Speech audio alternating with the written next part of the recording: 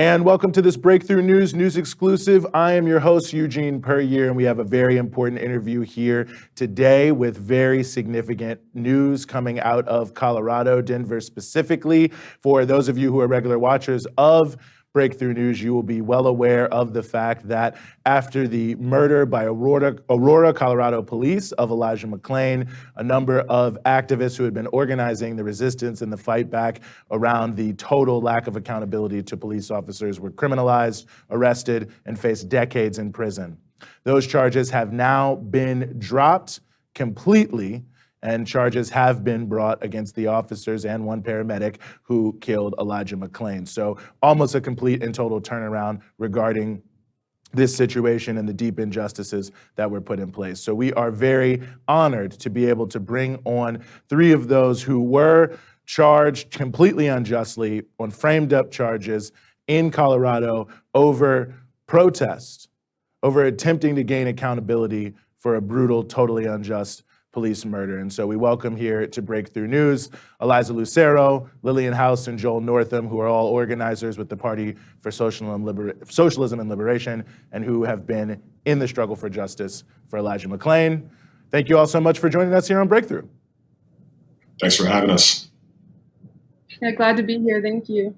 Well, we are very happy to have you here. The pleasure is all ours. It's great to be able to give you this news. Of course, we've been following this story since we made the documentary about your cases. So to hear that all the charges have been dropped is something that I think that many people around the world are going to be very, very happy to hear. But there is just so much to it. Maybe, Eliza, I'll start with you. I mean, I'm sure this has been quite the situation over the past year, I believe it has been.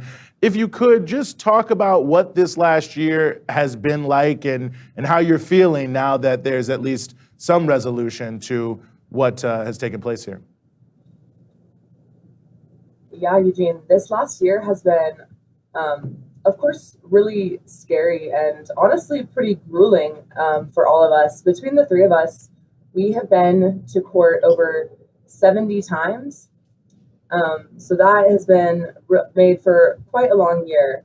But our organization, the Party for Socialism and Liberation, made an early decision right away when we were arrested that we weren't going to allow this repression to make us bury our heads or go underground or scare us, that we were going to fight these charges and that we were not going to allow this repression to stop the fight for justice for Elijah McClain. And that decision was really decisive. Setting that tone allowed us to really face this with confidence. And we've just been so supportive that entire time. I think that we made it really clear from the beginning that we were not going to take a plea deal, that the prosecution was going to have to either prove these in court or drop our charges. So we just want to say a big thank you to the labor unions and all of the organizations and our comrades all across the country that were holding demonstrations and were mobilizing to ensure that the prosecution saw that this was not going to play out in the dark. Mm-hmm. Well, Joel, let me ask you this, because I mean, it really does feel just the way this has turned. I mean, you know, the way this started, of course, is there was no indictments for the killers of Elijah McClain. There are huge protests that you all are involved in leading in Aurora and the broader area, Aurora, Denver area. Thousands of people. You all are arrested, criminalized for the act of protesting, facing decades in prison. Now those charges are dropped and the killers of Elijah McClain have been indicted. I wonder, from your perspective, how does it feel, Joel, to see these cops be indicted? I mean, we'll have to see what takes place, of course, and I'm sure keep the pressure on. But how does it feel to see this, especially in the context now of having the charges against you all dropped? Feels amazing. It reaffirms the principle of when you fight, yeah, you don't know whether or not you're going to win the fight or lose the fight, but you know that if you don't fight, you already sealed the deal that you lost the fight. And so, you know, I think, you know, Elijah's life can never be brought back, but now all these cops, you know, they'll be standing trial. And honestly, I would have loved to be a fly on the wall when that announcement came down in one of these people's cribs just to see their faces. But, they know now that they do not have free reign to just brutalize and murder without consequence. I think, one of the things that we did last summer was, establish ourselves in the movement here as a strategic deterrent against, these cops' brutal tactics. Now they're the ones that have to walk on the eggshells now. And it's a beautiful feeling, and I hope it gets replicated all over the country.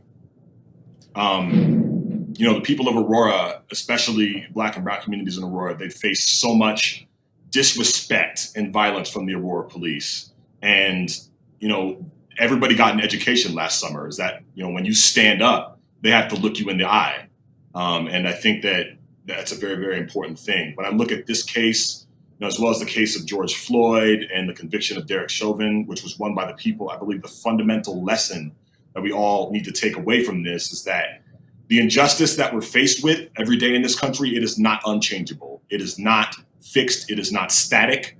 When we stand up, when we say no more collectively as a unit, as a mass of people, they're the ones that have to look at that. When we establish ourselves as an actual political force, they can't ignore it. There are forces, against us. They seek to conserve this racialized capitalist caste system that we're dealing with. And they are strong. They are formidable. They are resourced. They're vicious. They're organized. They have 400 years of experience suppressing the aspirations of people, of oppressed people. But if we decide that we just won't accept this any longer, we come together and we organize and we fight, this shows that we can win. And we're a long way from a conviction, but this is a victory. And, who knows, like we saw what happened to that prosecutor down in Georgia, that was covering up the Ahmaud Arbery thing. Who knows? Maybe Dave Young, we'll see what happens. But yeah, I think that there are a lot of lessons to be gleaned from this. And one of the major ones is that when we fight, we can win. Mm-hmm, mm-hmm. Well, Lillian, on that note too of the district attorneys, I mean, at least for where I'm sitting, I mean, this seems like such a just drastic injustice. I mean, it really can't be said enough. I mean, these charges aren't just dropped, but the complete case, I mean, it was just a total falsity. Talk about, if you could, Lillian, what, if anything, is going on, perhaps to hold these people accountable? Is there any move to investigate some of them? I mean, it just seems to me that to sort of get to the bottom of this criminalization of protest leaders is also in and of itself an important piece of this. Yeah, Eugene, I mean, I absolutely agree. I think that such an important piece of this here is that it wasn't just the police, but this partnership between the police and the prosecutors that was so dangerous and remains a danger to the community here. And no, there's not a lot of conversation about, investigating this. And I think that needs to be raised at this point. I mean, this idea that the police understand that the prosecutors have their back and they operate with virtual impunity. And if anyone challenges it, then the prosecutors will come and, put them in their place, possibly lock them away regardless of their innocence. This is extremely dangerous. I mean, what we saw throughout this case is that they knew these charges were completely false. I mean, they fabricated evidence against us. They fabricated evidence against us through an informant. And that is, I think that people really need to understand, because this isn't how the media covers it. Obviously different from independent media, but in large part, the local media here was just regurgitating the affidavits against us, which were false. They were the creation of the police. And so, in fact, there was nothing to this. And if there had not been so much national and international support keeping a spotlight on this case, I think we might be in a different position today. And so this corruption that is, really rampant in Aurora, but of course not just in Aurora, really needs to be addressed. So I think we need to see an investigation, and criminal charges are merited against Dave Young, who was the district attorney who let those killers off the hook and then who turned around and prosecuted us. The case that Joel is talking about in Georgia is, her name's Jackie Johnson, the district attorney in the Ahmaud Arbery case.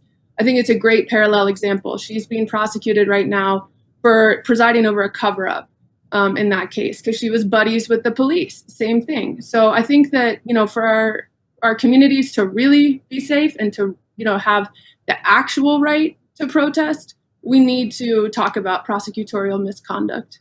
Yeah, no, well, I think that certainly seems to be the case when you look at the details of this. And you know, I'm glad you mentioned also the international support here. And I think, you know, the last time we all talked, which was in the midst of this case, Joel, we talked a little bit about this, and I want to kind of revisit that. I mean, what was it like to see, you know, folks from around the world, from Brazil, from Turkey, from all these different places, you know, coming out to support you all when this took place? It was really that was honestly, I had just this swelling of emotion come up when we got like all the statements of support from these different organizations. And it just goes to show, I think, why internationalism and international solidarity is so important, especially for organizers living inside the imperial core, which is the United States, and why it's so important to be anti-imperialist, and why it's so important to establish ties with other movements and organizations in other countries, especially, you know, in oppressed nations that are fighting U.S. imperialism. And I think that, you know, when people see, you know, in other countries and other places that there are people inside that are fighting for them, then they'll come out. Like they'll show out for them. You know, they'll show out for us, and we'll show out for them. That's the way that the relationship has to be. I think that, you know, as you know, living in this country in the United States, which basically is essentially like a mafia with an army, right? When I think our main task, one of our main tasks, in addition to fighting for our people here, you know, oppressed nations people here, is to be fighting for oppressed nations people, you know, in Venezuela, in Cuba, in you know, in all these other places where, you know, the clutches of capitalism and imperialism and racism and everything that comes with it, you know, come. I think that when we fight for that here, it gets recognized. And I just want to say, you know, salute to everybody who wrote statements of support, who wrote letters to the district attorneys. You know who you are. I appreciate you, and we're going to continue this fight for us, for you, and for everybody. You know, Eliza, I mean, to be honest with you, I'm still sitting with what you said earlier, 70 court appearances. I mean, that in and of itself feels so heavy. But, you know, it brings me to, I think, another question that I think a lot of people ask themselves who are either just getting involved in organizing or sort of looking and feeling like something should be done, and maybe even seeing the story of what happened to you all, and it feels like, man, that's so amazing. The fact that they could do that they could stand up to this. And I think this is, even in less serious points, sort of like the super people mentality. Like, man, I love what those people are doing. I don't know if that could ever be me.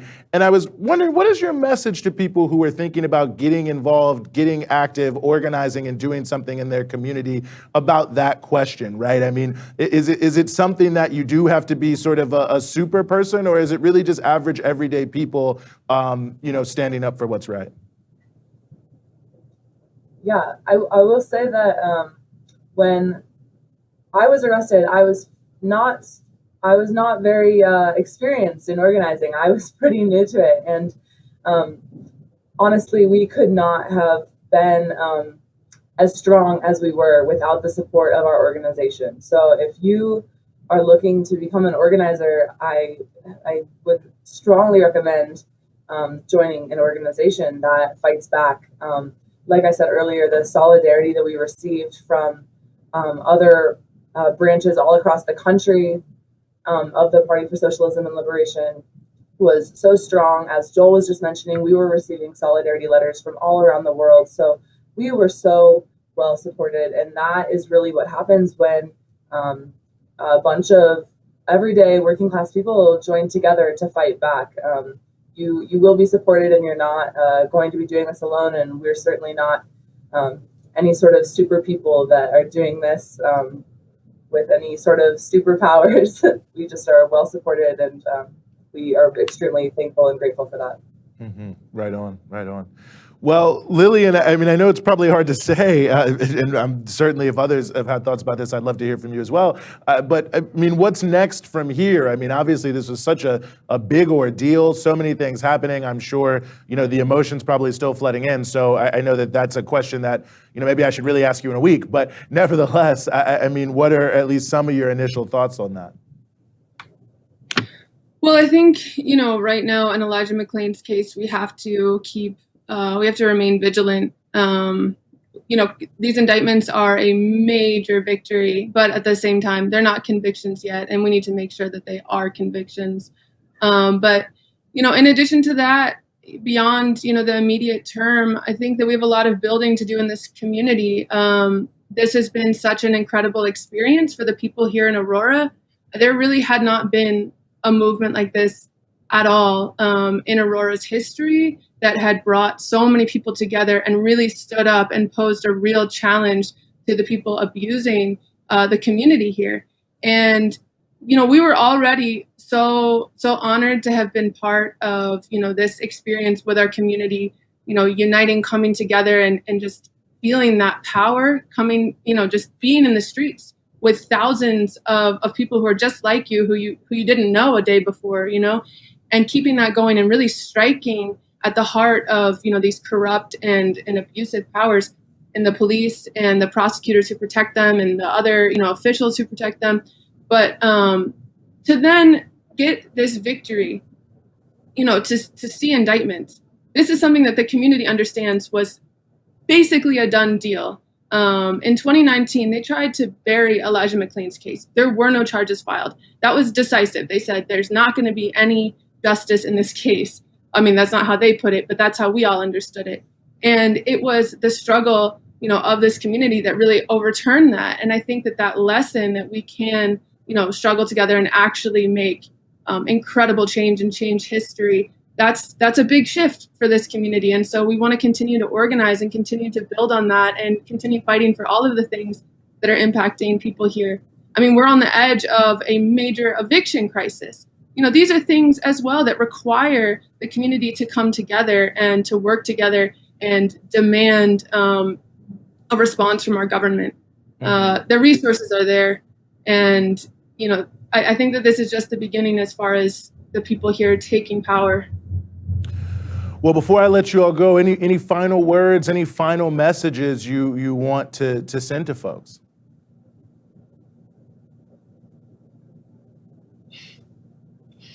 Well, I think we just want to say a huge thank you. Like Eliza said, we were determined not to cave on this, but that's not easy. And we told the prosecutors, you have to stand by this. You're going to have to prove this in court. But if they'd done that in the dark, like we've been saying, who knows what they could get away with. So we just appreciate all of the support that's been behind us and making sure that the corruption that was happening here was on full display. Mm-hmm.